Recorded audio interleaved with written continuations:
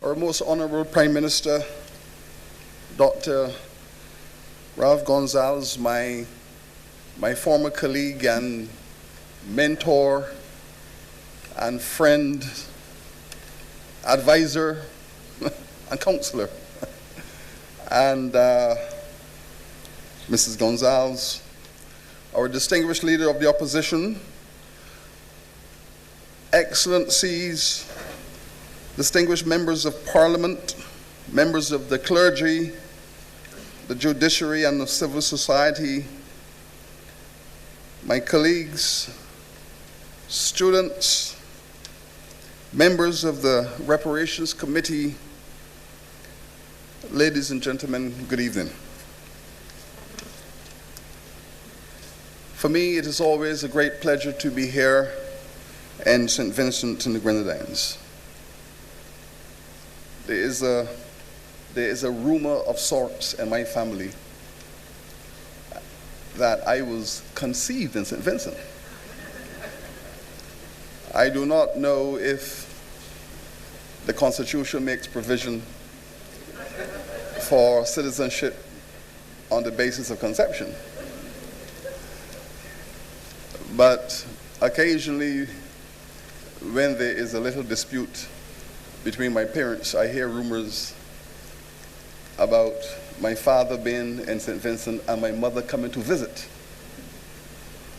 And those are rumors that abound in my household. But of course, we all know as a Barbadian, if there is one society in the Caribbean that has a very special social, emotional, and intimate affinity with this island, Barbados. I had the great pleasure in 2001 at the UN conference in Durban to be asked by the Prime Minister to represent this nation in those deliberations. It was an enormous honor, and I had the pleasure of returning to St. Vincent and the Grenadines to brief the cabinet on the outcomes of those deliberations. And I have taken these matters of representation and of responsibility very, very seriously indeed. In a sense, then, this presentation is the second part, or maybe the public part, of a presentation that was made to the cabinet in 2001. And time has evolved. I can now share with you how the issues around this subject have developed. It has always been understood by some of our finest thinkers, that as we entered into this second phase of nation building, as we enter into the second phase of building Caribbean nations, that there would be some conversations, some discussions that will emerge within the context of this second phase that might not have been appropriate or ready for the first phase. The reparatory discourse is one such conversation. Despite the fact that many groups in our society have spoken about this matter over the last 50 years, and we have to give respect, of course, to the Rastafarian community for raising those questions and for championing these issues at a time when society on the whole was not prepared already to even understand those conversations. But we are now into phase 2. And as we go into phase 3, maybe 40, 50 years from now, there will be other conversations that will emerge that might not have been appropriate for the first and the second phase. We are now into 40, 50 years of national independence in this region. And we are now ready to have certain conversations. Maybe we had to wait for community consciousness to evolve, to be prepared to have those conversations. Maybe we had to wait for a new generation of political leaders who are prepared to have those conversations.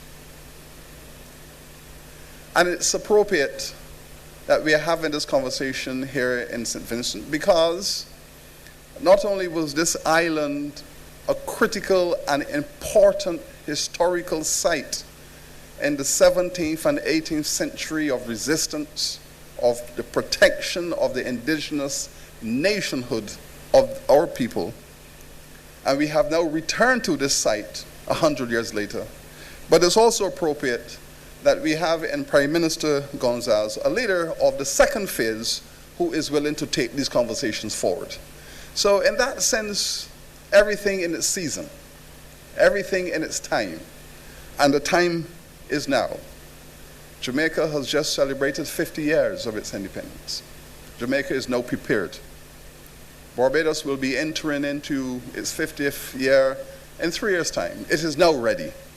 These societies were not ready 10, 15, 20 years ago. And so we're having this conversation about reparatory justice. Now, I'm going to begin with the first slide, and I'm going to give you a series of images, because these are images that tell the story. They tell all the things that we need to say about this subject. A few years ago, the British government adjusted their provisions for the public ventilation of official documents, official secret documents. The time of closure was removed from 50 to 30 years in some instances.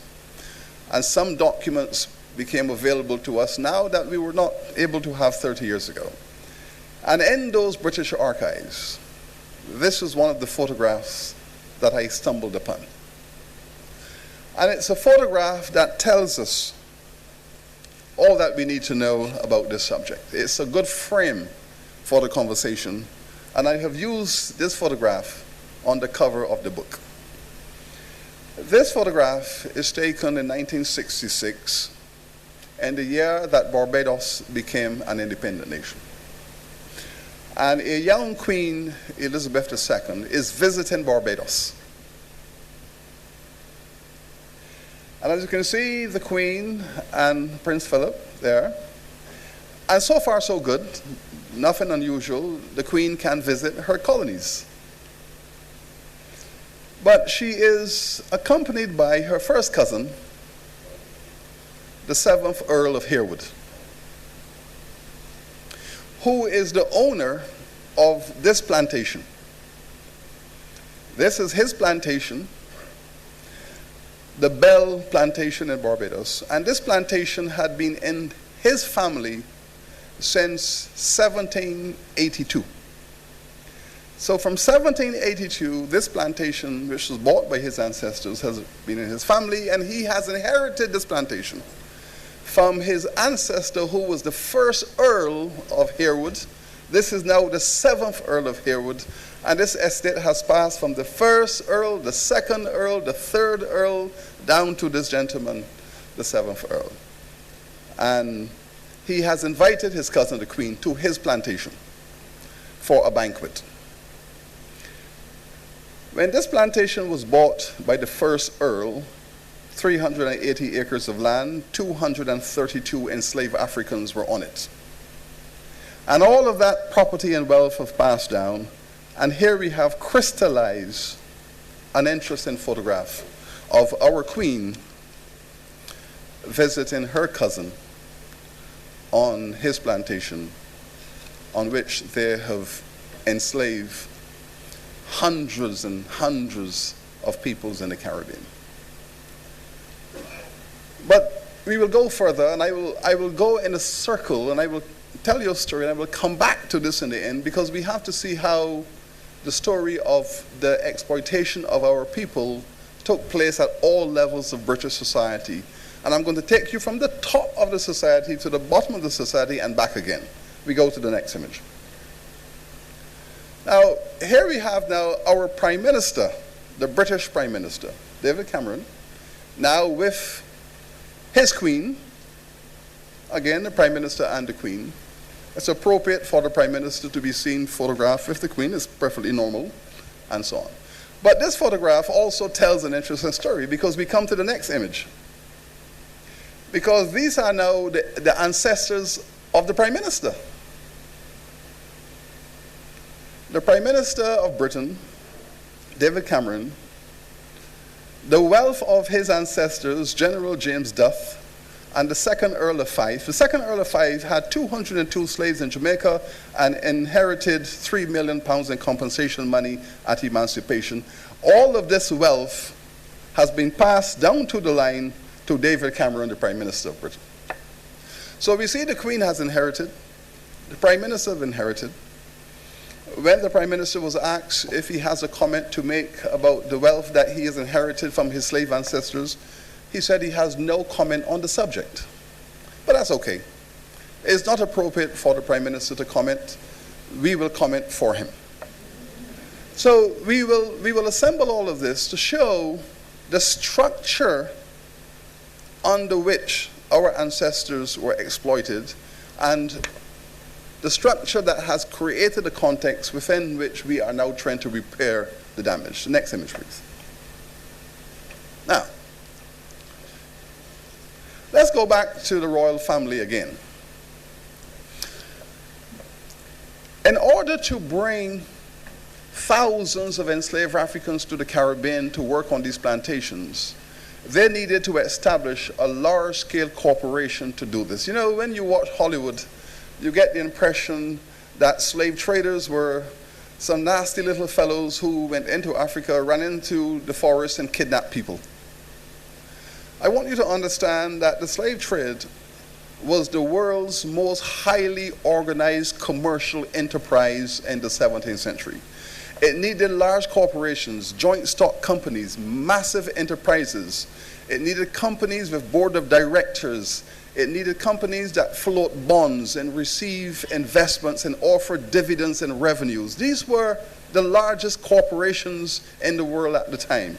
And the largest of them all was the Royal African Company, which was established in 1672 by the King of England, King James II. He was the chairman of the board of directors. This was a highly invested company. Most of the stockholders and shareholders were members of the royal family and the aristocracy that supported them. On the right, go back. On the right is the crest of that company. And you can see the ivory, the enslaved peoples. These were the assets and the produce that were traded by this company, which was chaired by the King of England. And this company was given a monopoly of British slave trading to supply 6,000 Africans per year to the Caribbean on the monopoly patent. And so a tremendous amount of money was made by this company, by the royal family. And that wealth was invested in castles and estates and developments. All of that wealth was quite palpable. We can trace it. It's not difficult. The British are excellent at record keeping, and in those records we can detail this entire history in a very meticulous fashion. Now, the gentleman who you saw in the first slide with inviting the Queen, the 7th Earl, now this is his ancestor. This is the first Earl of Harewood. As I said, he brought the Bell Estate. He had 232 enslaved Africans. He owned over 2,000 enslaved Africans across the Caribbean. He became the wealthiest commoner in England at the end of the 18th century. He was a slave trader. He was an owner of plantations across the Caribbean.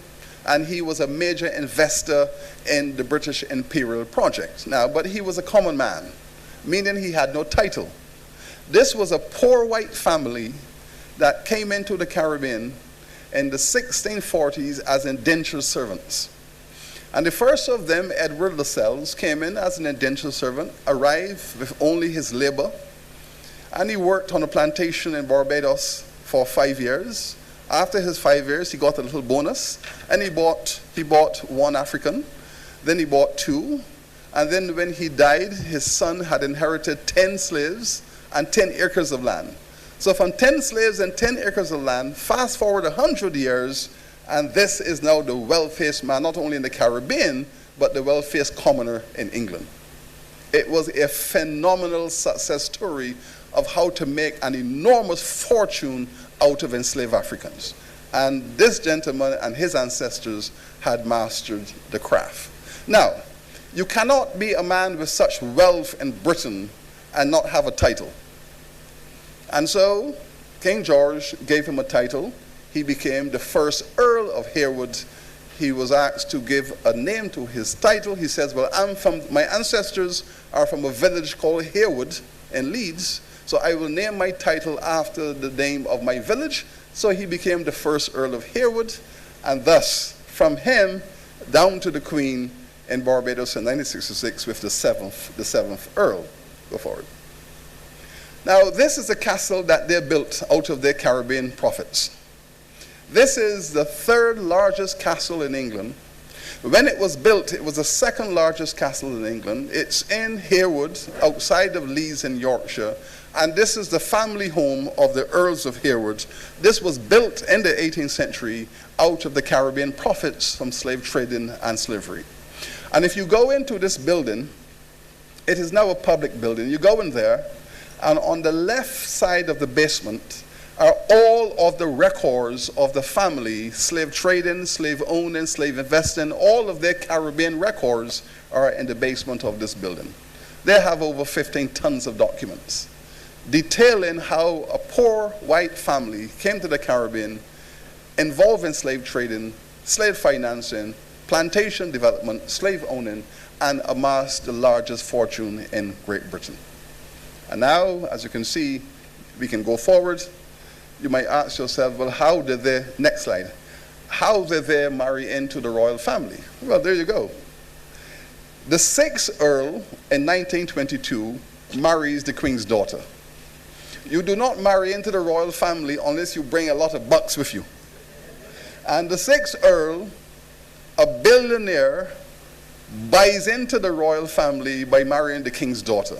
So here is a poor white family that became a slave-owning family, a Caribbean plantation magnate, then move into the British aristocracy, and then marry into the royalty, and now there are descendants to the throne of Great Britain.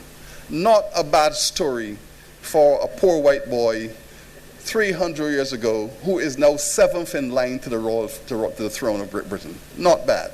But this is how the wealth of slavery empowered the British elite, empowered the royal family.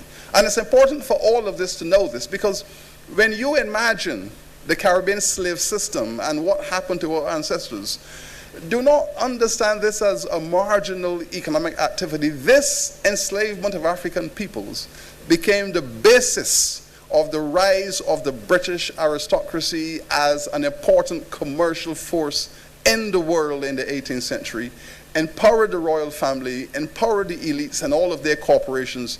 Without the enslavement of the Caribbean peoples, none of this would have been possible at that level of development. Please go forward.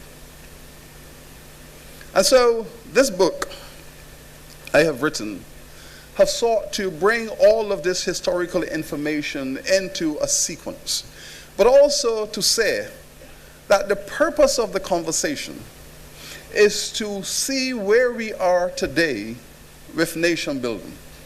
In other words, it is always important to know the history, but it's more important to know what are the lessons of the history, what are the implications of the history, and what are the consequences for politics, for society, and for economic life of the history. What does it mean? What does it tell us? We know that at the moment, we are into a very difficult moment of rebuilding the Caribbean economies. In my own judgment, I think we have done reasonably well in the last 40 years in building Caribbean nations. I have a very acute sense of the poverty that existed in this region in the 1940s and 50s.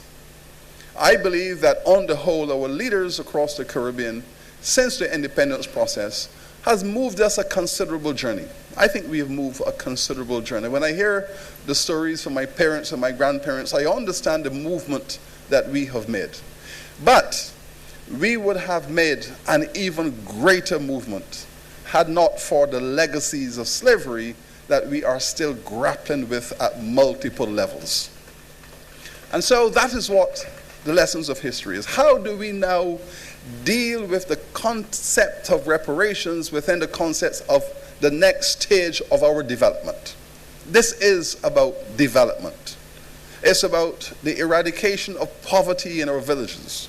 It's about the lack of infrastructure in our communities. It's about the healthcare problems that are ripping through the poor people of the Caribbean. It's about the lack of appropriate investments in education and healthcare. It's about agricultural backwardness in the rural community. All of those legacies that have entrapped us in poverty, we are still trying to deal with those issues. Reparations is about confronting those legacies and dealing with them the best we can. Now, we have heard a number of conversations of late that some of our economies have run into difficulty. Some of them have been defeated. Some of them have been undermined. I have my own views about what happened, for example, to the banana industry in the Windward Islands and how the Europeans dealt with that, and how they have refused, in fact, to participate in the development of the agricultural economy in the Caribbean. We have conversations about failed states. We are hearing about the failure of Caribbean leaders to take our communities out of the poverty that we are still dealing with. We are having conversations that Caribbean peoples are not culturally energetic and ready for development, that we are not ready to take responsibility for our development, and that this long 21st century ahead of us, and the 20th century was, for us, an important century. It was a century in which we got civil rights and human rights, the right to vote. We got the right to have sovereignty of our nations. All of these were 20th century achievements. But now we have a long century ahead of us. The question is, what are going to be the achievements of the 21st century? What will be the objectives of the next 2 generations of younger people?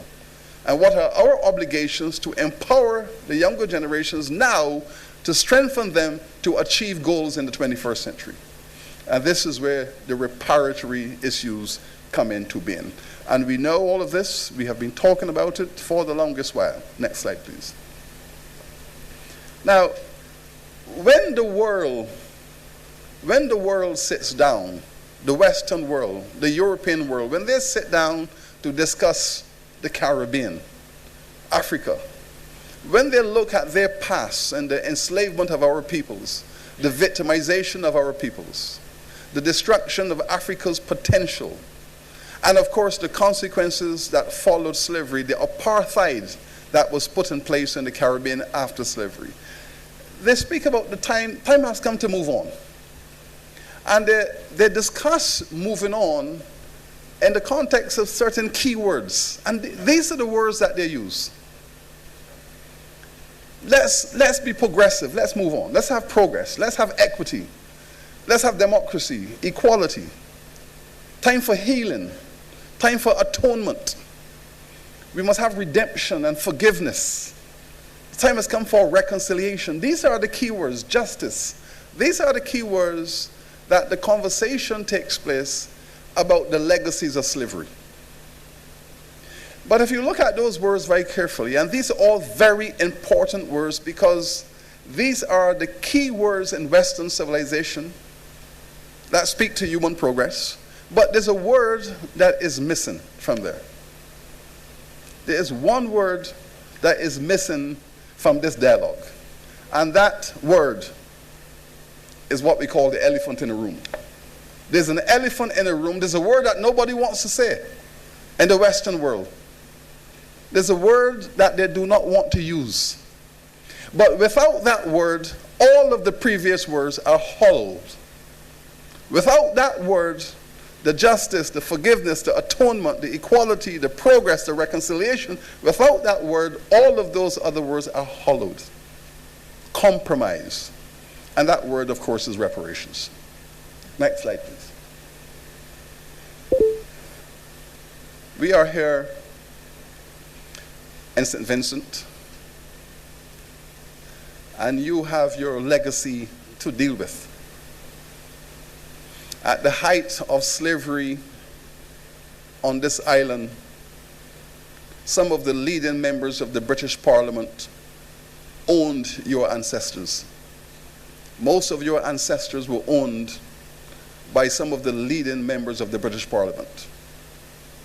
And it's important for the parliamentarians who are here tonight to see themselves in this tradition, that these were the men and the constituencies which they represented in the British Parliament.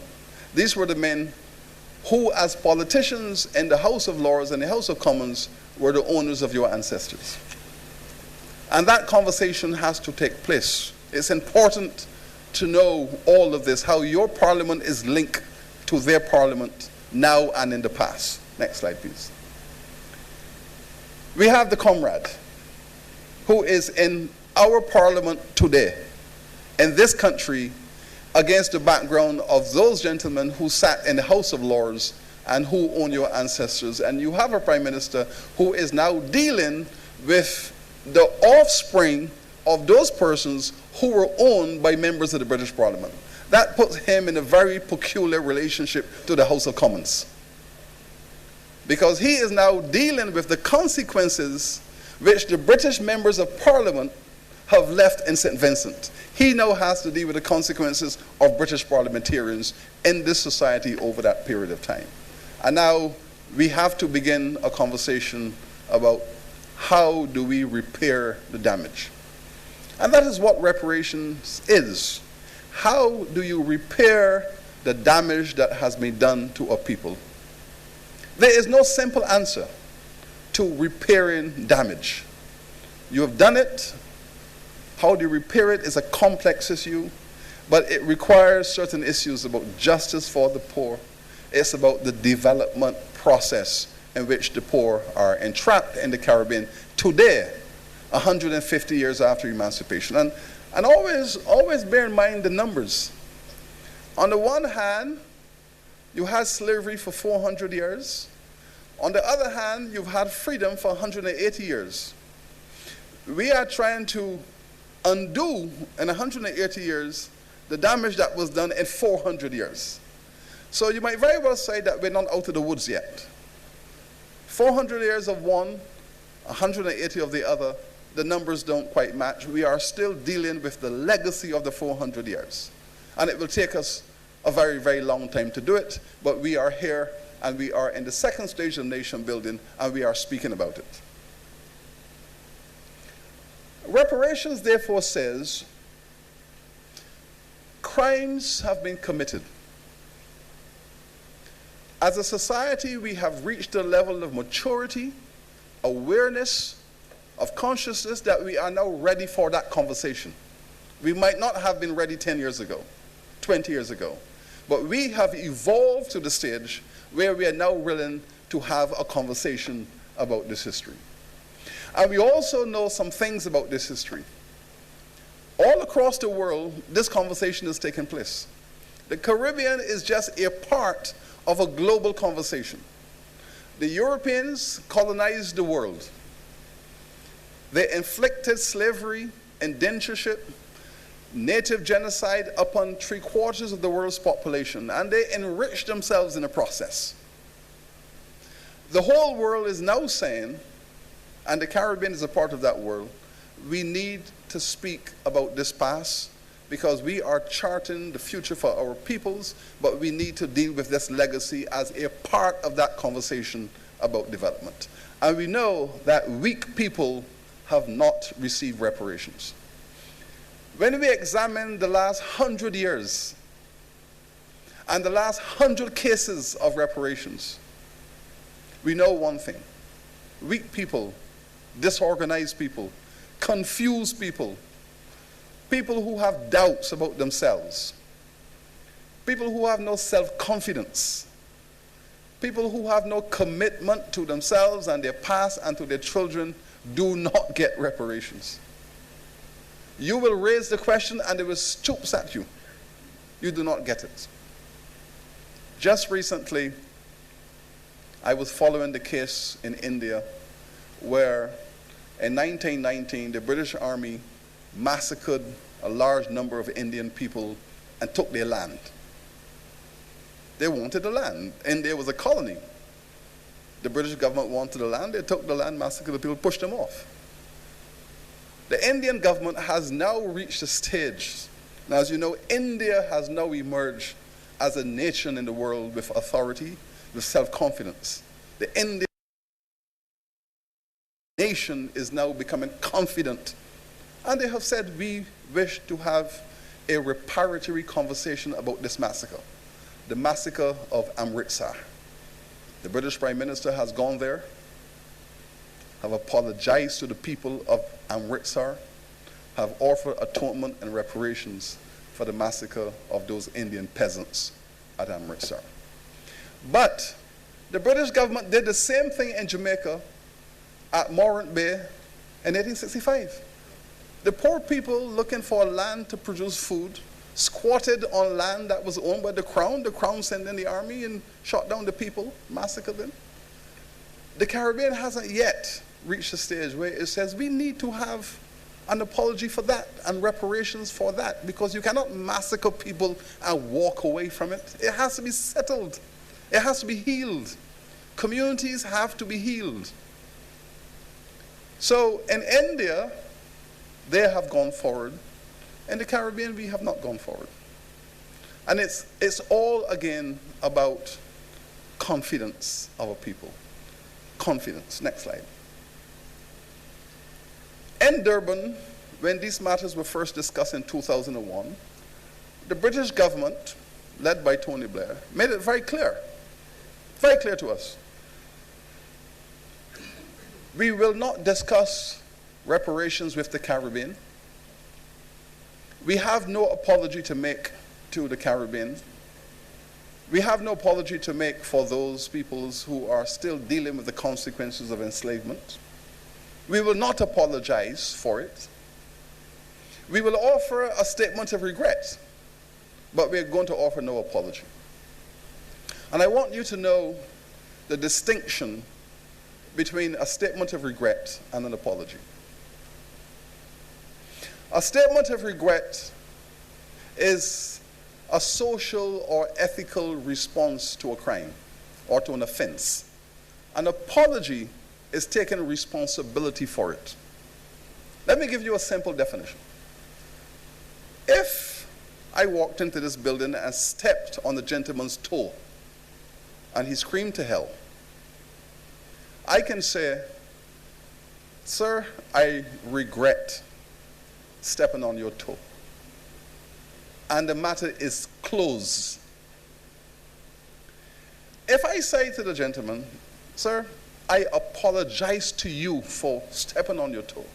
By offering the apology, I have now taken responsibility that in the event that I have broken your toe, and the event that you might be diabetic with circulation problems and you might have to have surgery, I am taking responsibility for that. I am taking responsibility for what I have done to you. If I don't want to take responsibility, I give you a statement of regret and walk away. That's the distinction. And so the British government have said to us, we will give you a statement of regret, but we will not apologize to you. Because in their judgment, they have done nothing wrong.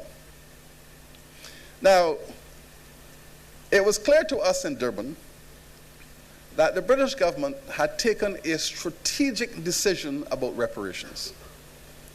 And that decision they took was based on two assumptions. One, the Caribbean people do not really want reparations. In fact, one of the British members of Parliament, if you read the Hansard, actually said, well, there is one thing about black folks that I know from my years of association with them in Africa. They are very forgiving people and they carry no malice. They are very forgiving. They don't want no reparations. So this reparations thing is not going to go anywhere because black people have no interest in this history. Then the second thing they said was, The older people in the Caribbean are carrying a grudge about colonization and slavery. But the younger generations have no interest in history. And all we have to do is wait out the time, and the younger people will come into being, and they will abandon all of this, because young people in the Caribbean have no interest in history. And the further we go into the future, the more this subject will die, because the younger ones are into music and fete and party and dance hall, and they're not going to deal with this. So let us sit them out and let this movement die a natural death. That is what they are banking on. In other words, they are banking on the failure of the Caribbean educational system to empower a younger generation with historical knowledge. And importantly, commitment to improving their societies. So, this is what we were faced with. The British government looked at us across the table and said, well, you know, slavery was not illegal. We committed no crime. At the time that slavery was practiced, it was legal. Well, it was legal because they made it legal. You know, one of the features of world history is that powerful nations can walk into the societies of weaker nations, pass laws, and change the entire course of history. Because the British government said slavery was not illegal because we legalized it. But critically, international law makes that provision. If you commit these crimes against humanity, you cannot hide behind your laws. If you could hide behind your laws when you commit crimes, the Nazis who committed those atrocities against the Jewish peoples and against the black people and against the Africans as well as the gypsies. I know people tend to believe that it was only the Jewish people who were marched into the gas chambers. But they marched the blacks in the gas chambers too. There was a wonderful exhibition at the Schomburg Center in New York 4 years ago of the thousands of African peoples who were marched into the gas chambers under Hitler's regime. The expression was blacks, gypsies, and Jews. But the International Court said, you cannot hide behind your laws because the Third Reich said we legalized the gas chambers. The German state made it legal for the government to do this. The international community says no. You cannot hide behind your laws when you commit these atrocities. And that principle has remained today. The British government cannot say we legalized slavery and therefore it was legal. Neither can they say that it was a long time ago. And this is what they said to us. This was a long time ago. You're asking us to discuss something that happened a long time ago. International law makes provision for something called remoteness. This is not remote. It's within living memory. There are people in the Caribbean today whose great-grandparents were slaves. I grew up in a household with a great-grandmother in her 90s who would tell us about slavery.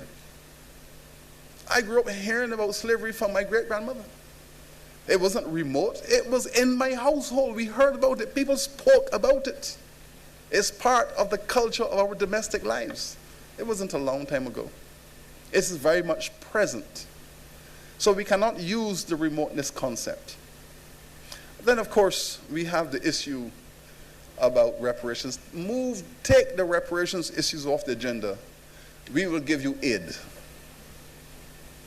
So you can choose whether the strategy going forward in your international relations is built around the concept of aid, or whether it's built around the concepts of mutual empowerment for development, where many of you in this country, I'm sure that when St. Vincent and the Grenadines became an independent nation, I am sure that many of you will live in communities without running water in your households, without paved roads in your communities.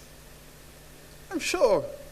And I'm sure many of you ask the question, why is it here in the middle of the 20th century that we are living in villages without proper roads, without running water, with one little school per parish or whatever it is, and you took that for granted, that is not the best you could do. That is what you were expected to accept. That is what you were expected to accept, because a low value was placed on you because of the history, and you got no running water, you got no roads. And you live in those communities after 300 years. All of that is based on what you call a value assessment. What value have we placed on you, and what are you worth within the context of the British Empire? And so these are the arguments that the British government has rolled out in the last 10 years. It was no crime, we legalize it. 2, colonization is over. Take responsibility for yourself. Racism is in the past. Now you have black governments, get on with it. History is irrelevant. Stop whining and think of the future. We enslave you, we regret, but no apology. Now, we are developed, and we are developed because we have a culture. Now go and get a culture. If you go and get a culture, you will get development. You are poor because you have no culture. There is enough wealth in the Caribbean that you can manage to remove your poverty. Yes, the native population was wiped out, but it's not our fault. It was survival of the fittest, and we, the Europeans, are the fittest. You were not fit, you got wiped out. We are in the European Union now, and the Caribbean is behind us. The slavery in the Caribbean is behind us. We have given you independence. We have cut the cord. We are now in the European Union. We have no responsibility for you. Those were the arguments that we encountered coming out of the British state. But this book says, not so fast. Slow down, not so fast. You have a responsibility in the Caribbean that you have to honor. You have a case to answer. You have a case. You have a moral, a political, and a legal case to answer. You cannot commit these crimes against these people, enrich yourselves out of their labor, walk away and leave them in poverty. No, no, no, no, no. You have to come back to this place and participate in the removal of some of these legacies that you have left behind. And I can tell you, no Caribbean government will have the resources in the next 30 to 40 years to deal with these legacies. You will not have the resources to deal with these consequences. In fact, poverty is increasing in the Caribbean because the Western world has adopted a different approach towards these societies. The governments will not have the resources to uproot the poverty that has been left behind. They have done a commendable job thus far. The resources will not be there to attack it frontally and remove it. The British government has a responsibility to come back and participate in this conversation about development. And this is what reparations is. Reparations is not about people standing around on street corners and getting handouts. And bear in mind that the British government and the other European governments have launched a campaign to discredit the concept of reparations. They know they have to pay it. They know that they have to deal with it sooner or later. But what do you do in the first place? You discredit the concept. Oh, reparations is about black people standing around on street corners expecting handouts. And that is how they define it. They want you to define it that way because once it's defined that way, it becomes ridiculous. That is not what reparations is. It begins with you saying, we have committed a crime against you, and for this we apologize. And then the consequences, we will participate in dealing with them with you. So it is about partnership. It is not about conflict. It is not about confrontation.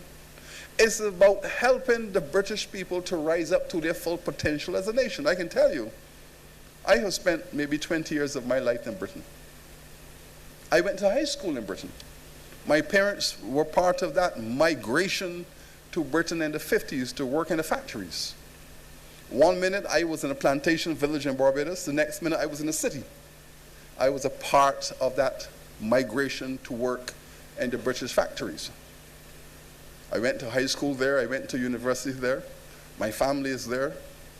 Most of my family are British citizens. I like Britain. I spend most of my summers in Britain. I like England. But I would like to help Britain to get over this, to come and be the nation that it can be. And believe me, the people in Britain walking the streets are becoming very concerned that their government is not doing the right thing. Increasingly, the British public are saying what we did in the Caribbean and Africa was wrong. We would like our governments to go and deal with that on our behalf. And increasingly the British people, the British citizens, the students, the people in the streets are saying no. We don't want to be seen around the world as an oppressive nation. We want our government to go and deal with these issues. And this is how the Mau Mau people in Kenya were able to have this matter settled a few months ago. Because the British government hid the information about the atrocities committed in Kenya. The documents were removed from the archives and hid in a private archive. Thank God they have honest people on the planet. Some people said no. No. We do not want our nation to behave like this, and expose the information, which then allowed the court to say, since the government has taken action to conceal this information, there is a case to answer. And the courts ruled that the government should have a conversation in the court. Because the citizens in Britain, and while I was there, students were on Facebook, they were having meetings on the campuses, students were rallying around saying, no, we want our governments to give those African peoples reparations. So the British government found itself surrounded by younger people, students, NGOs, the church, who were all demanding that the government should pay reparations. So do not think for a moment that this is a conversation only with the British government. This is a conversation with British society. And British society increasingly is on your side that this conversation must take place. I know that because I have given lectures across British universities, dozens of them in the last 5 years. And the people are saying, yes, we are with the Caribbean people on this matter.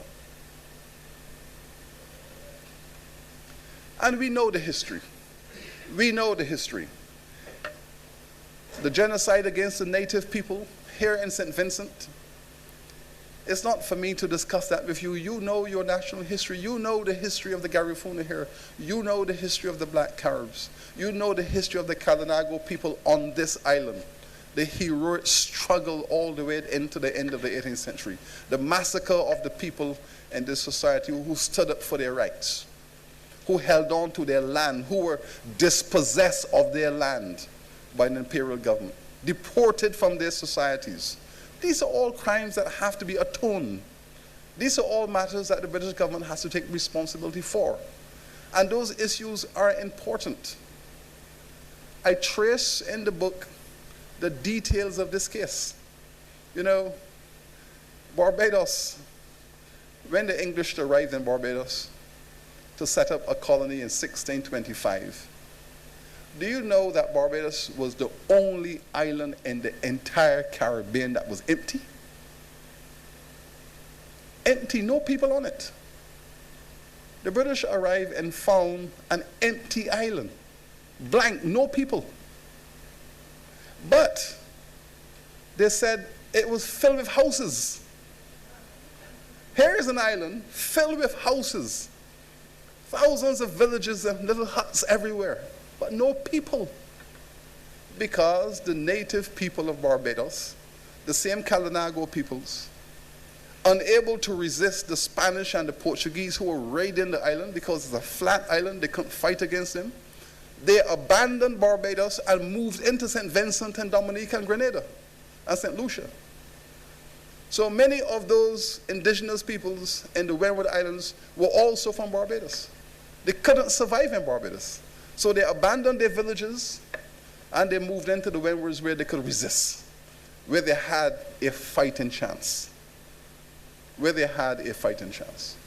And it's interesting because in the book I describe one of the meetings with the Barbados government and the native population in St. Lucia.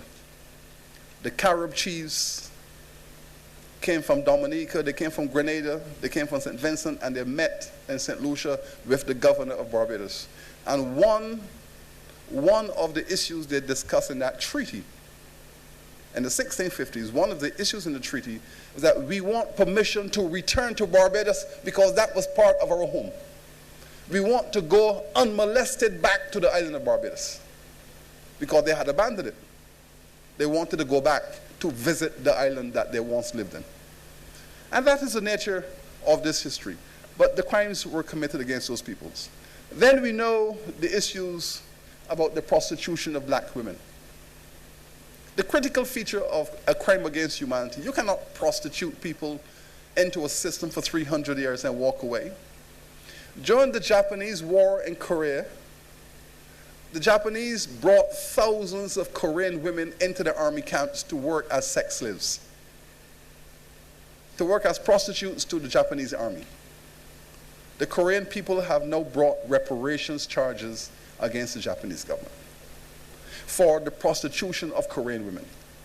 The Japanese government have just paid billions of yen into a fund called the Korean Women's Development Fund as reparations for the prostitution of Korean women during the Korean War.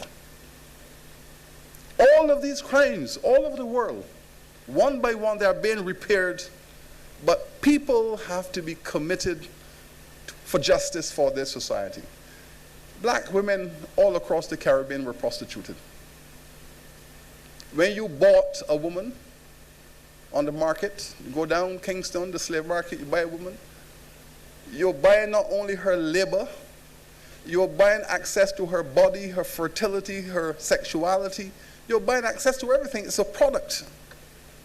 She had no right to control her fertility or her maternity. Those were products that you bought. You have a right to her. You could not rape a black woman because Africans were classified as property. You cannot rape property. In law, it's your property. You cannot rape your property. It's your right. It's your right to have access. But that was the regime for 300 years.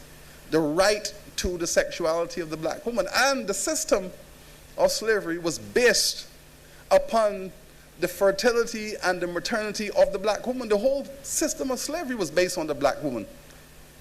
By that, what I mean is, slavery passed on through the female line.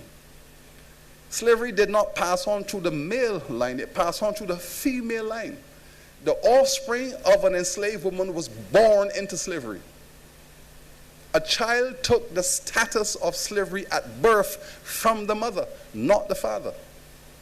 It is the mother who was the conduit. The black woman was a conduit through which slavery passed from generation to generation. She was targeted for that purpose.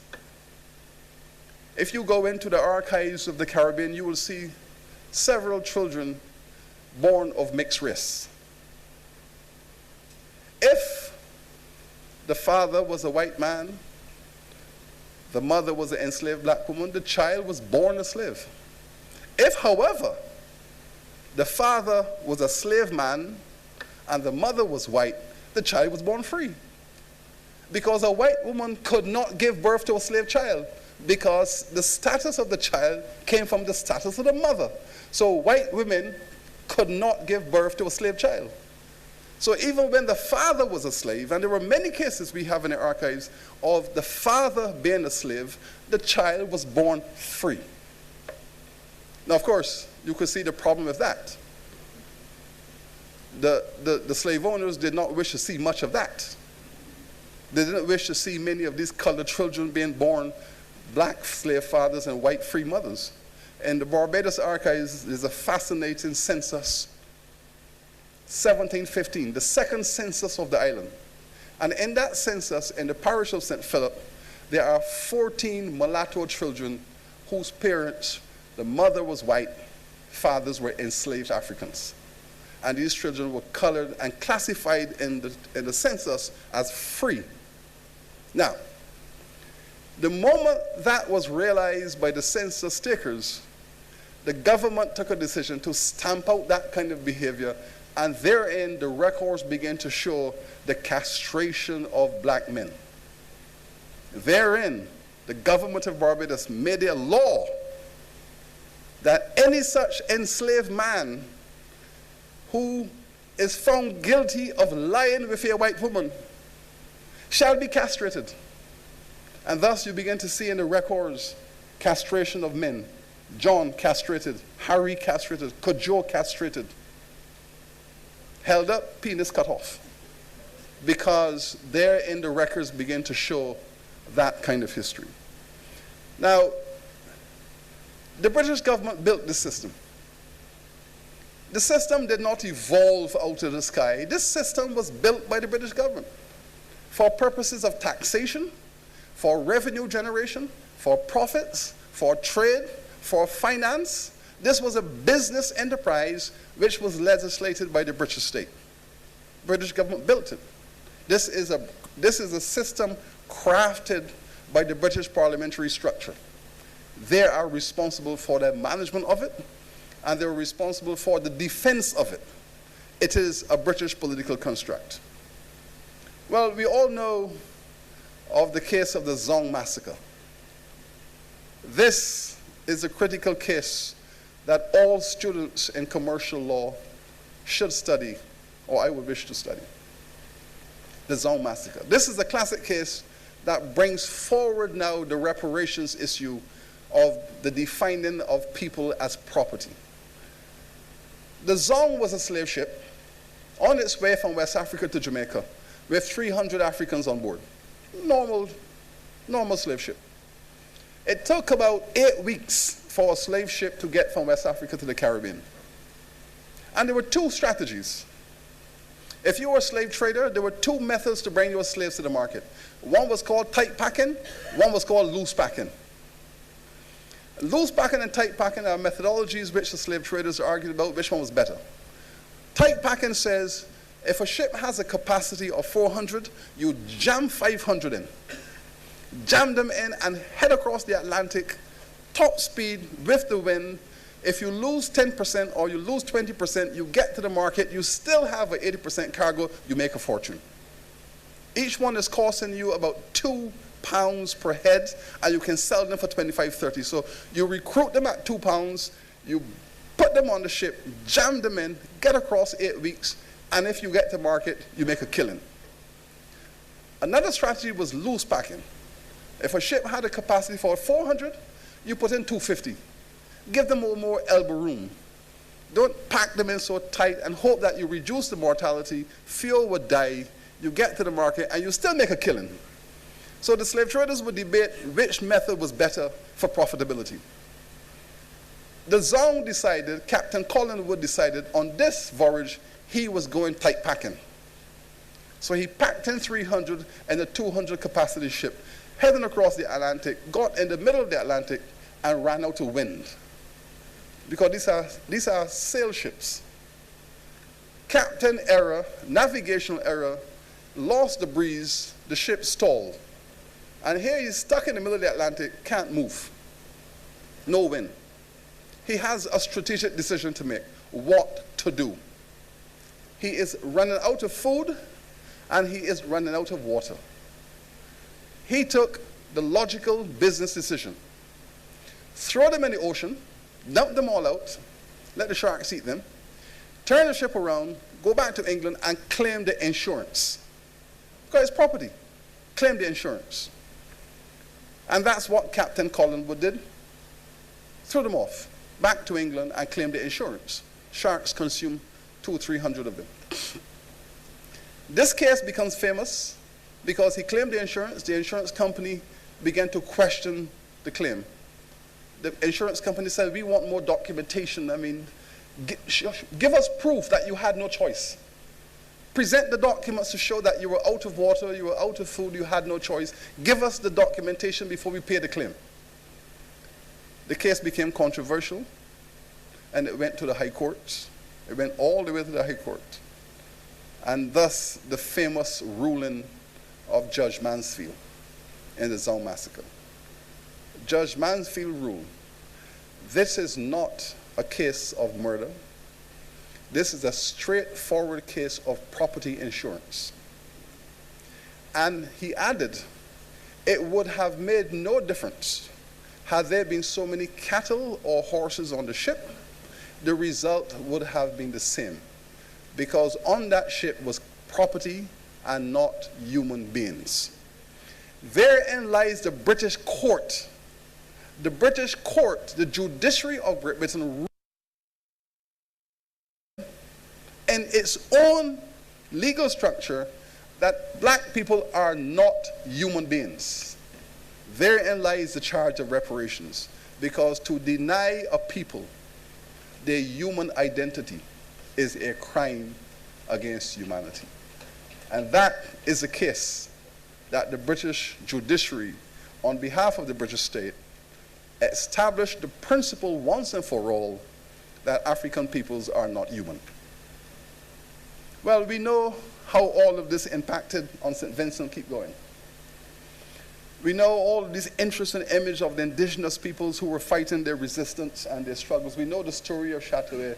We know all of this dispossession and the crimes committed against the people on this island. We know that history. But herein comes now the critical issue: emancipation. Emancipation. Who is going to get reparations at emancipation? The slave owners insisted, if you are going to free our property, you pay us reparations. And we want reparations at the full market value of the Africans.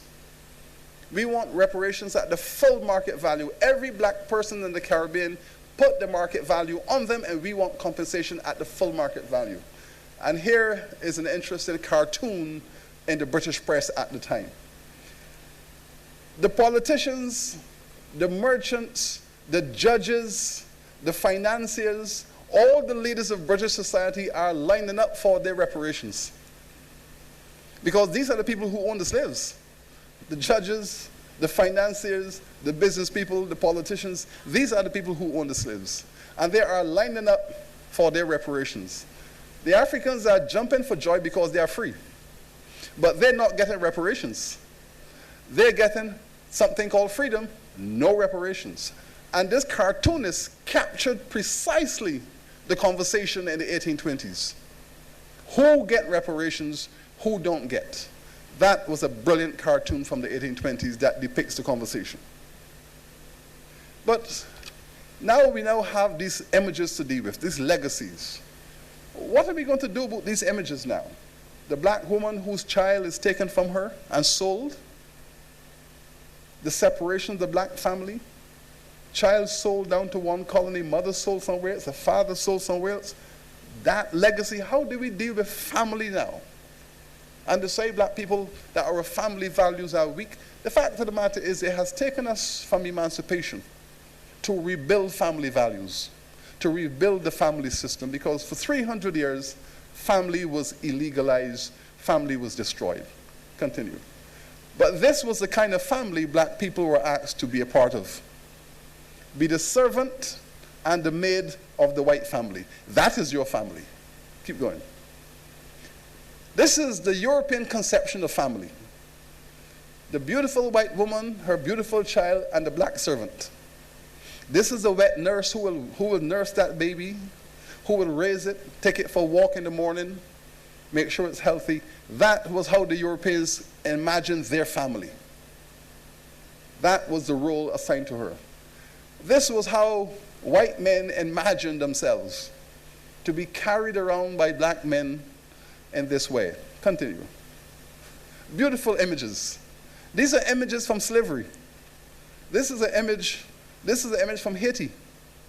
This is how a white Haitian saw himself, being carried around the plantation by black men. These are images that are embedded in the culture. Keep going. This is what you call a gibbet. For those of you who don't know what a gibbet is a cage. If an African was found to have resisted, to have run away, committed an offense against slavery, he was placed or she was placed in a gibbet. A gibbet is a cage where you were put in there and you were allowed to starve. The birds and the rats would eventually eat you, but you were hung in this cage on the plantation. All plantations had them. These are standard images. Black people, to get their freedom, had to confront a white man with a gun. If you want freedom, confront with a gun, please. If you run away, of course, the dogs came after you. We know that all across the Caribbean, black people were chased by dogs in pursuit of their freedom. These are the images. And artists across the world captured this history. This is one of those beautiful images by a Dutch artist who came to the Caribbean and captured what he saw in the Caribbean. Black people trying to get their freedom, being chased by dogs. These were images captured by artists. The question now is, why are we focusing on the British government? Well, we are focusing on Britain because Britain was the largest owner of slaves in the Caribbean in the 1830s at emancipation. The British made the most money out of slavery and the slave trade.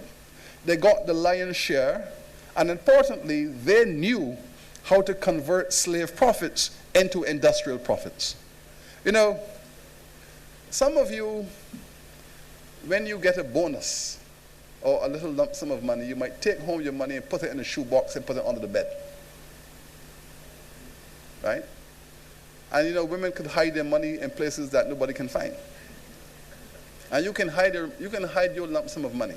But if you hide your cash at home, what you are doing, you are depriving the banking system of that cash, which I can now go and borrow to start my business. So if you hide your money in the house, the bank is not going to have the money to allow me to borrow that money and pay the interest to start my business. The British knew how to convert the profits from the Caribbean, put the money through the banking system, and convert the Caribbean profits into capital for their industrial development.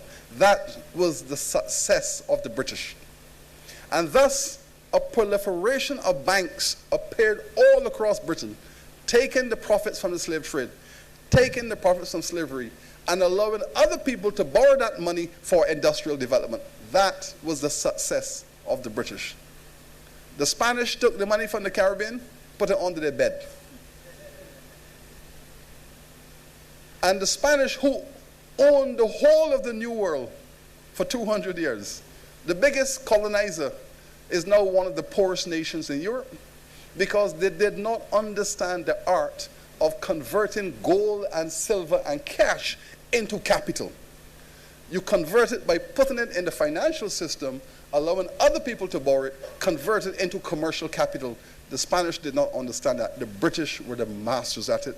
That's why they became the first industrial nation. And some of the wealthiest men in the world were Caribbean slave owners. This gentleman here, William Beckford, who became a legend in the world in the 18th century, owned thousands of enslaved Africans. The Beckford family in Britain today is one of the richest families. In fact, William Beckford had actually decided that not only will he build his own castle, but he'll build his own church.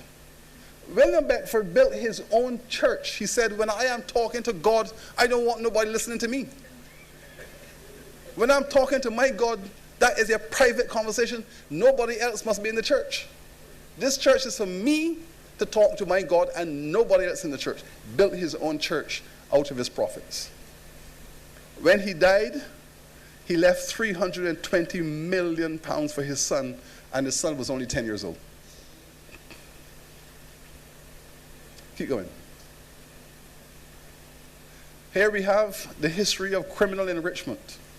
The royal family, the elite families, the banks, the insurance companies, the government itself, and you all have to understand that the government was also an owner of slaves. Huh? The government wasn't just collecting taxes and revenue. The government was buying and selling slaves and owning slaves itself. The Church of England. Church of England was a major player. Look at the elite families. These were the families that owned the slaves in the Caribbean at the moment of emancipation. All of the leading families of Great Britain. The who is who of Great Britain still today, these families are still the leading families in England. Keep going.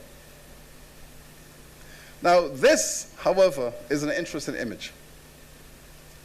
These are the financial institutions that were investing and were receiving the compensation and the reparations for their slave properties in the Caribbean. Look carefully at the name of these companies. Because when emancipation came, these companies rebranded themselves. These companies changed their names and their identities. These companies reorganized their identities to go into the free period. And when they reorganized their identities, rebranded themselves, these are the names that you now know. The next slide. There you go. These are the banks that you all know. These are the banks that rebranded and renamed themselves. Barclays Bank, Royal Bank of Scotland, NAT Westminster, the Midland Bank. These are the banks you will see on every high street in Great Britain. And every corner you will see them. But these are the banks that renamed themselves from the earlier slide. Changed their names, but the history is still there. They changed their names. All of them have put, go back a bit.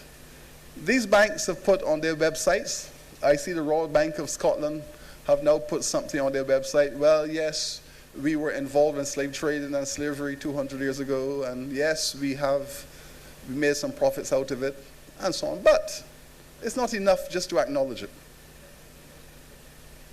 Even Lehman Brothers in the US have finally recognized and accept from the documentation that they were a major financier in slavery. But at least Lehman Brothers have recognized that and have now started to give scholarships in Mississippi and Missouri and all the states where they were owning slaves. Lehman Brothers is now putting scholarship funds for the empowerment and the education of young black people. At least they are taking some responsibility, right? And many of the American companies are gradually taking responsibility for what they did. Not one British bank has yet said, okay, we acknowledge it, fine, but we'll go the next step and do something about it. That we became criminally enriched out of Caribbean slavery, and now here we are, the biggest institutions in Europe, and you walk away and say nothing. We have to encourage these institutions now to do the right thing. And they're not going to do the right thing until we encourage them. It's important we do that. Next slide. The Church of England, well, here we are. The priests were among the largest slave owners in the Caribbean. There you see St. Vincent, 6 clergymen were large slave owners here on this island. These were the slave owners who received compensation, reparations. So in St. Vincent, 6 clergymen received reparations for the slaves they own here. Next slide. The person who received the largest compensation in the whole of Great Britain was the Bishop of Exeter. The Bishop of Exeter was the largest owner and investor, single person in Caribbean slaves. He owned slaves in Barbados, in Jamaica, and Dominica, and Tobago. He was a major investor in Caribbean slaves. And of course, the profits went back to the Church of England. Many of the parish churches you see across Britain today, when you drive through Britain, you see in almost in every community, beautiful parish churches, lovely, lovely facilities. Many of them were financed out of the Caribbean profits. The money went back to the bishops of London. The bishops of London took the funds and dispersed to build these churches across the parishes of Great Britain. The bishop was a great collector, and I was very pleased when the Church of England finally offered an apology to the people of Africa and the Caribbean. It was a great moment when the Archbishop of Canterbury acknowledged that an apology was due. And they did not issue a statement of regret. The Church of England gave a formal apology for their participation in slave trading, and slave owning, and legitimizing slavery, and in supporting the reproduction of the slave system.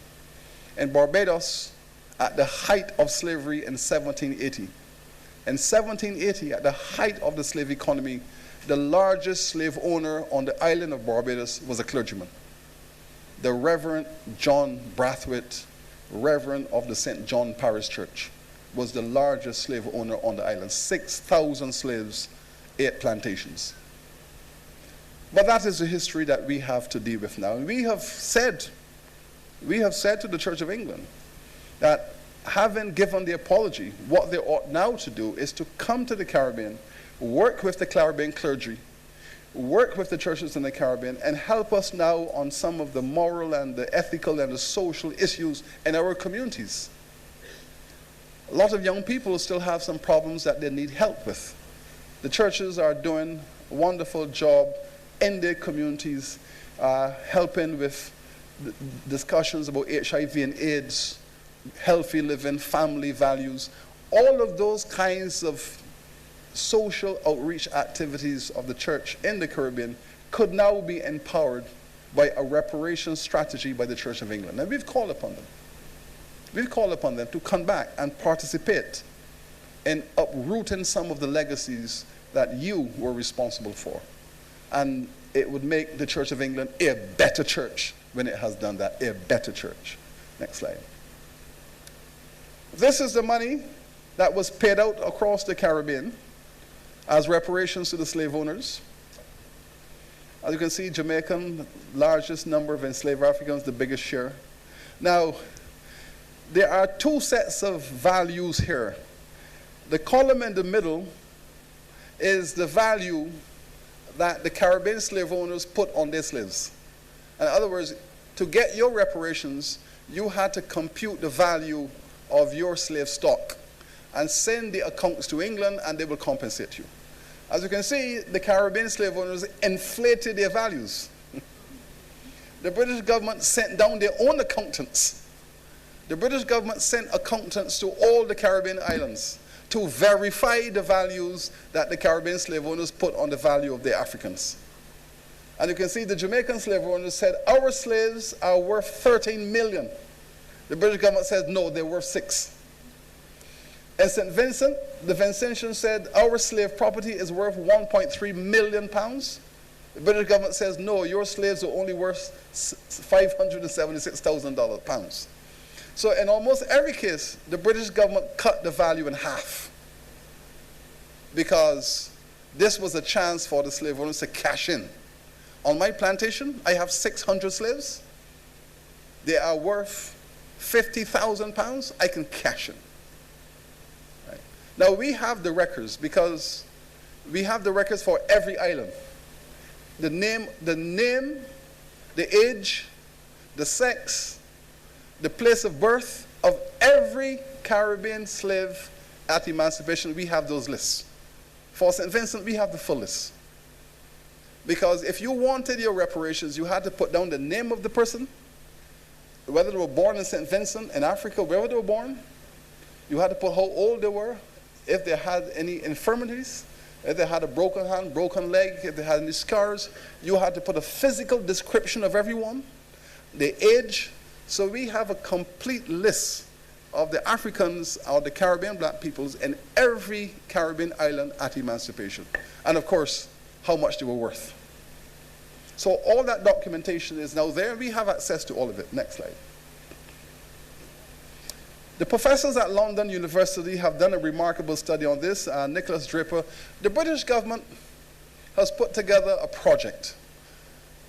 They invited London University to carry out a study of all the slave profits. Who truly made the profits out of slavery in Britain?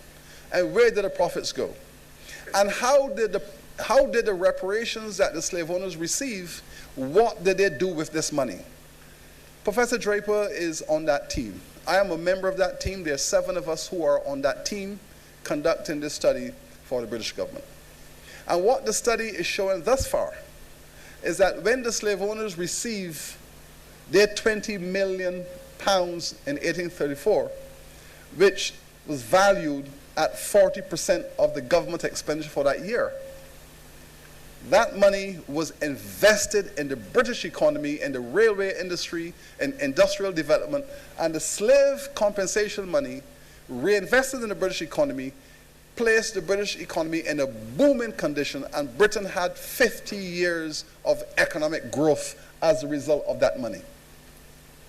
50 years of growth stimulated by the compensation money, the reparation money which the slave owners got, and plowed back into the British economy. So, here in the Caribbean, the islands were descending into poverty after emancipation. And in Britain, 50 years of growth because the compensation money was reinvested back into the British economy and stimulated the economic development of the country. And what did the slave owners do? They raped the treasury. They said 40% of the British national expenditure for that year was paid over to the slave owners. 20 million pounds. In other words, I want you to imagine 40% of a country's expenditure taken and handed over to the same parliamentarians who were the owners of the slaves. Take it from the treasury and give it to themselves. They then take it from the treasury and then reinvested it in their own industries to stimulate industrial development. And of course, the British government would have been bankrupt if they had to finance this by themselves. Where did they get the cash from? The British government borrowed this 20 million pounds from the Jewish community, the Rothschilds family. The Rothschild banking empire provided the loan to the British government to finance the reparations to the slave owners. And the Rothschilds raped the British government because they said, you have a cash flow problem, you want to pay reparations to slave owners, we will lend you at 12% interest. And they soaked the British government, milked them dry because they wanted the money for themselves. And that is how reparations was paid to slave owners. So coming to the end now, the British government built this system. They created fiscal policies to manage it. They created financial systems. They legislated slavery. They administered slavery. The government owned the slaves. And importantly, the British government is a custodian of the wealth of the nation. We believe that we now have to repair the damage. And this is the final point. This is why now reparations is important. What damages do we have to repair? Caribbean governments today are spending up to 70 or 80% of their expenditure on education and health. Why? Because after 300 years, the British have left Caribbean peoples illiterate and unhealthy.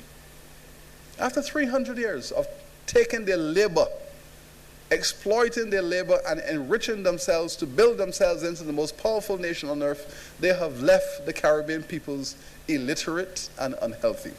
Which means that the governments today now have to clean up illiteracy and clean up the ill health. Do not have the resources to do it.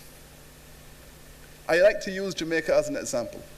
After 300 years, the British left Jamaica with 80% of its people illiterate.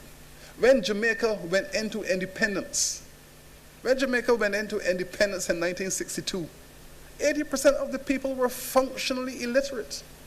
And then you say to Jamaica, with their 2 million people, go and develop. There is no nation on this planet using any method of economic development that could transform a society with 80% illiteracy into a developed nation in 50 years. It is impossible. Because from the illiteracy springs a whole range of other conditions. From the illiteracy springs a whole range of other conditions that undermine the best thrust for development. You have to deal first with removing illiteracy. Then you have to move to deal with health, because health and illiteracy are linked. We now have in the Caribbean an explosion of chronic diseases. We have 60% of the black people in the Caribbean over the age of 60 have hypertension or diabetes, or both. Now, if you take the single criterion of chronic diseases: hypertension, high blood pressure, type 2 diabetes. If you take that simple criterion, the black people in the Caribbean are the unhealthiest people on the planet. And you have to understand that. On the one hand, we are watching Usain Bolt and we're watching the Caribbean athletes. We're watching the Caribbean with an image of being the most athletic people on the planet. But beneath that image of these super sportsmen and women is the hard reality that we are now the sickest people on the planet. In every black family in the Caribbean, hypertension and diabetes is endemic and congenital. In my family, almost everybody over 60 has hypertension and diabetes. And it's the same for your families, for all of our families. There is an explosion of ill health in the Caribbean. And this is a legacy of slavery and colonization. You take a people, put them on an island for 300 years, give them salt fish and salt pork every day, overwork them, undermine them, sell their children, rape their wives, make them work 20 hours a day, overwork, malnourish, and take them through that stress profile of physical and mental terror. What you get? Hypertension and diabetes. It was the same then as it is now. When your doctor tells you to learn to relax, take out your salt. Well, you can take out the salt, but your foreparents couldn't take it because that's all they had, salt. And now the result is that black people in the Caribbean cannot metabolize salt and sugar. Because for 300 years, that is what we were fed on plantations, plus the stress. So we cannot metabolize salt and sugar, and now we all have a salt and sugar problem, hypertension, diabetes. And we are spending millions of dollars to deal with this. Millions of dollars we are spending to fight hypertension, diabetes in the Caribbean. That is going to be the #1 economic crisis in this region next 20 years, unless we find an answer to it. At the University of the West Indies, we've started to do this research. And I can share with you the problem that we're having. The drugs that are being used to treat high blood pressure, for example, have been clinically tried on Caucasian peoples because they are the majority in the markets. The drugs are 95% efficient on a Caucasian body because when you take a hypertension drug, what happens, the drug goes into your body, it sends a message to your cells to open up, let the blood come through. It sends a message, okay. When a white person takes that drug, the cells have a 90% response. When an African black person in the Caribbean takes that drug, we have a 70% response. So we are still dying at a faster rate. When you see people in their 60s and 70s having strokes and heart attacks because of hypertension, it is because the drugs are not working. They're not working as well as they should. Now, the important thing about this is that the drugs work on the Africans. The drugs work on the Africans as well as they work on the Caucasians. But they don't work on us because something happened to us. You see, so when an African in Nigeria and Ghana and so on takes the drugs, she has a good response. When the European take it, they have a good response. But in the Caribbean and in the New World, the Africans over here don't have that response because something happened to us. Because we have been genetically modified during that slavery period. It doesn't work on us. And now we have to find out. So right now we are taking blood samples. We are taking blood samples from people in Nigeria and Ghana and comparing blood samples with Barbados, Jamaica, St. Vincent, and trying to find out what the differences are so that we can figure out why the cells of black people in the Caribbean don't respond the same way as Africans do. What has happened to us in the process? The stress profile of slavery for the 300 to 400 years.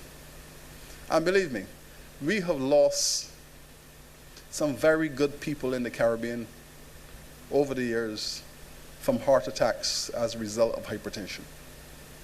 People who really should be living longer.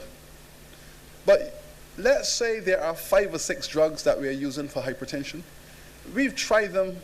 We've had individuals in our university community, and we have moved them from one drug, it worked for a year, to the next, it worked for a year, to the next. And we've gone through all the drugs, and eventually the body starts reacting, and we're getting people dying of heart attacks. That should be alive.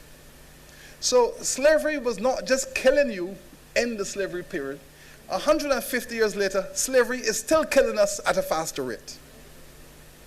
So when people say to you, slavery is over, it's in the past, you are now in the jet stream of it. We are now experiencing the medical consequences of it. And that is devastating our governments and our economies and our families. Each time one of my great colleagues die of hypertension, heart attacks, I shudder. Because I know that had that person been white, they would be alive because the drugs would have worked better for them. But we do not have the resources to do this work.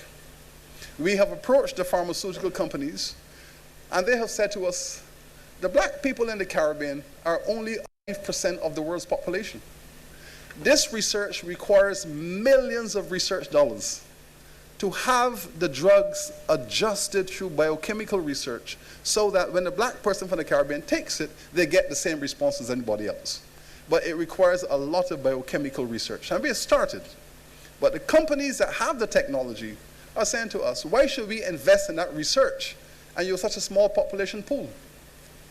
If the Africans in Africa were having this problem, we would invest. But the Africans not having it, you in the Caribbean, you're having it, and you're too small a population. So we're back to square one. Who is going to pay for the research that is required to save your lives? Who's going to pay for the research to save your lives and the lives of your families and down through the years? It's terrific. I have lost people in my family in the 60s through hypertension caused by strokes, heart attacks caused by hypertension. People 60s, nobody should be dying of a heart attack by hypertension in the 60s. It's ridiculous. But this is now the Caribbean reality. All of these things. Is there a museum to slavery anywhere in St. Vincent? Is there one in Jamaica, Barbados? No. Right now, there are 5 state-of-the-art, digitally enhanced museums in Great Britain, where school teachers can take the children and see all of this history. You can go to Liverpool, Manchester, London, Birmingham, and you can experience all of this history in a digitally enhanced museum. School teachers can take the children. Can you take children in the Caribbean to a museum? Am I going to ask a prime minister to take $50 million and build a museum to slavery when we need to build more primary schools, more secondary schools, and fund the university? So who is going to do all of this? These are the kind of things that we speak about when we speak about reparations. The British government has to come to the Caribbean and sit with us, and help us to deal with all of this. We have a legal and moral right. And the only way we're going to make that progress, and we give thanks to Prime Minister Gonzalez for encouraging his fellow prime ministers to see the importance of all of these issues going forward. And so please, I was sitting in the heads of governments meetings and being a part of the presentation of Prime Minister Gonzalez to the heads on this matter, and realizing that there was a unanimous decision by the Caribbean heads following Prime Minister Gonzalez's presentation to take these matters forward. Because we need to take them forward. All of us need to take them forward. And if we do not, this region is going to regress and regress very, very rapidly. And it is not about confrontation. It is not about conflict. It's about a 21st century state of sophisticated diplomacy. A 21st century diplomacy is required. A 21st century international relations strategy is required. The time has come now in this second phase of nation building for us to go forward. I feel that this is where we're at. And I can tell you, reparations is not about handing over money to either individuals or governments, Under international law, reparations are paid into a fund which is administered under international law. People like the gentleman here, members of the clergy, in every society, a reparations commission is established, a fund is established, and under law, those funds are placed in the hands of trustees. And trustees are held responsible for the use of those funds for community development.